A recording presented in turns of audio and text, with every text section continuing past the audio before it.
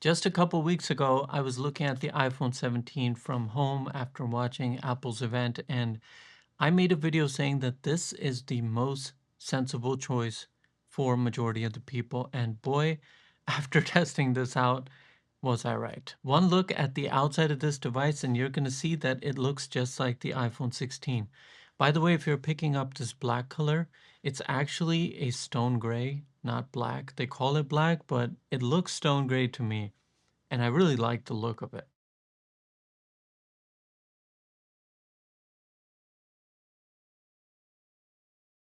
If I said I can't, my dad's teeth would just start to go.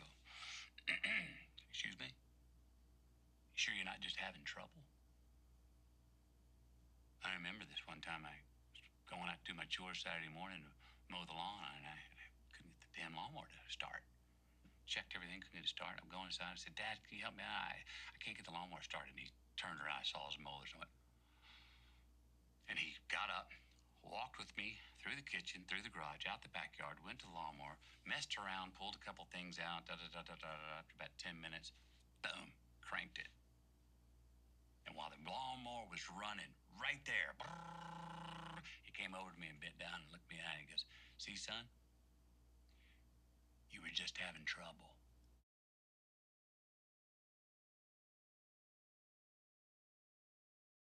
Now this looks great on the outside, but the changes are all on the inside, and it starts with this display.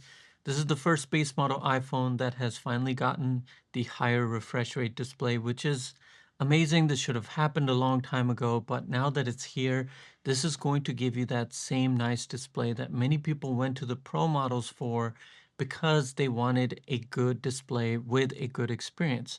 Whether it was for gaming or to match other devices that they're using that have higher quality displays, it made all the difference to a lot of people.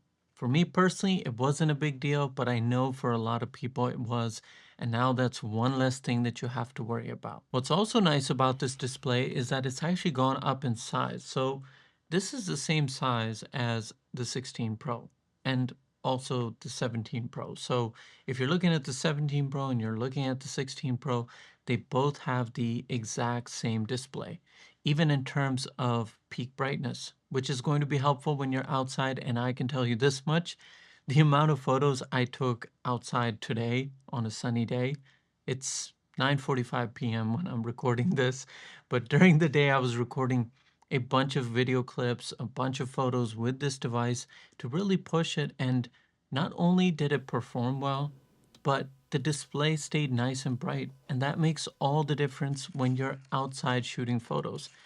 Something else that will make a huge difference for you is going to be the front facing camera. So this is the front camera of the iPhone 17. I'm using the Moment Camera app because that's the one I like because it gives you more control. But this will give you an idea of the quality that you can expect from the front camera.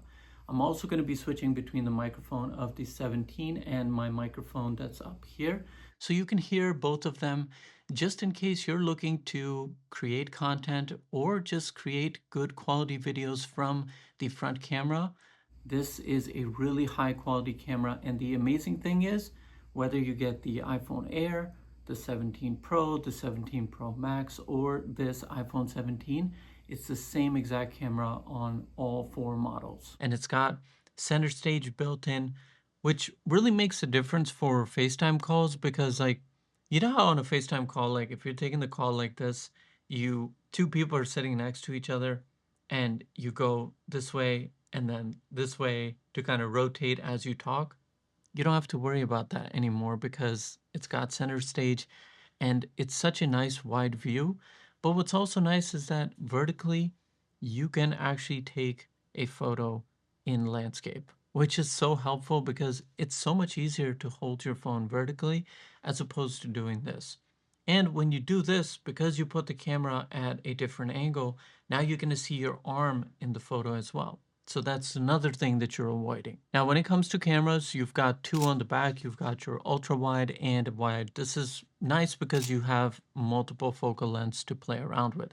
Now, for your wide angle, Apple says you've got like different focal lengths and stuff. Basically, it's just cropping in. So you have 1x, 2x, and then your ultra wide. So you've got a nice variety between the two. Let's say you're taking a photo of a building.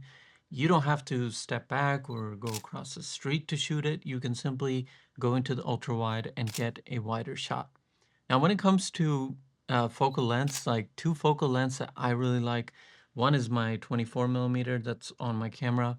And then I also have a 50 millimeter. Whenever you see product shots on my channel, any phone, anything, they're all done with that 50 millimeter focal length. Those are the two I like. So for me, even this single camera, like I have on my iPhone Air, is good enough because it gives you 26 and 52, I believe. And when it comes to buildings, I actually am pretty weird in terms of photographing them because I like to focus more on like their architecture. So for example, this is a photo I took, and then I'll take like this kind of photo and basically turn it into a wallpaper like this. So that's how I like to shoot photos. I don't want to just get like the full building and that. I just focus on the architecture part of it. That's just me. Here's another example of it. This is another photo I really like that I took with the 17. So that's just me personally. But if you want versatility and you're looking at the different iPhones, right, you're not going to get as much versatility on the Air. And then on the Pro, obviously, you have the telephoto as well, which is going to give you the ability to get even closer to things. Now, something else I really appreciated about this phone is just its feel and its weight, simply because I love compact phones. I love phones that feel good in the hand, that are light, that are not going to put like a dent in my pinky. Like if you're coming from a Pro, one thing you're going to like let's say if you had a 16 Pro or a 15 Pro, those have titanium, they have a lot of heft to it. You are going to notice that difference right away.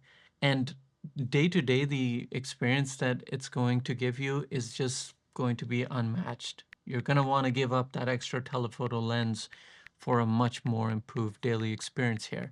Like the entire day, I was taking a bunch of photos and everything. At no point did I feel like this is weighing me down. And that's one thing I also like about the Air. So if you're between these two phones, I really want to just do a comparison between the two because this is the sensible choice, but this one is an interesting choice. So maybe I'll do that. Let me know down below. But nonetheless, this feels great in the hand. It's overall such a great phone. Now, I want to move on to battery life, and this is something that's going to be different for people all around, right? Just depends on what you're doing. But considering the fact that today I was just out and about, taking so many photos, really using the camera, auto brightness, and my display was hitting peak brightness so many times during the day. And so for it to go start at like 80% at 8 in the morning and then go down to 30% finally at 2:32 p.m., that's really good. I mean, I'm not going to complain because on a day-to-day basis, that is not something I'm going to be doing. I'm not going to be taking that many photos. I don't think you should have any trouble getting between 6 to 7 hours of screen on time. Again, this varies depending on what you do, but that's a lot of screen time. For me, the maximum amount of screen time I do in a day is 4 hours. If you're doing 7 hours, that's probably not good for your health. So you should try to reduce that anyway. But nonetheless, really good battery life. And again, if you factor in performance, which is the next thing I want to talk about, whether it was just pushing this thing with the camera or whether it was pushing it with games, no problems whatsoever. This does have one less core of GPU performance compared to the Pro models, but are you really going to need it? Do you really need it? You probably don't. Day-to-day tasks that we do, we seriously don't need this level of performance. Now, before I go to close out this review, if you want this leather case for free, all you've got to do is follow me on Instagram, subscribe to this channel, and send me a DM on my Instagram to enter this contest. This is the leather case I'm making for the Pro, Pro Max, and the Air, and this is one of my early samples I got for the iPhone 17. Has a full camera control access button, and it's gonna be a great case. It fits really nice, looks really nice, and you get a chance to win it if you'd like. Now, this device is for majority of the people out there. Honestly, if you're looking for a great device and you don't want to spend the extra money, whether that's for the iPhone Air or that's for the Pro models. This at its base model configuration with the added storage of 256 now, it's a great choice. You really can't go wrong with this device. I hope you found this valuable. If you did, I would just appreciate you give me a thumbs up. If you do have questions about this device or any of the other iPhone 17 models, you comment down below and let me know, and I will do my best to help. And most importantly, just take care of yourself, and I will see you in the next video.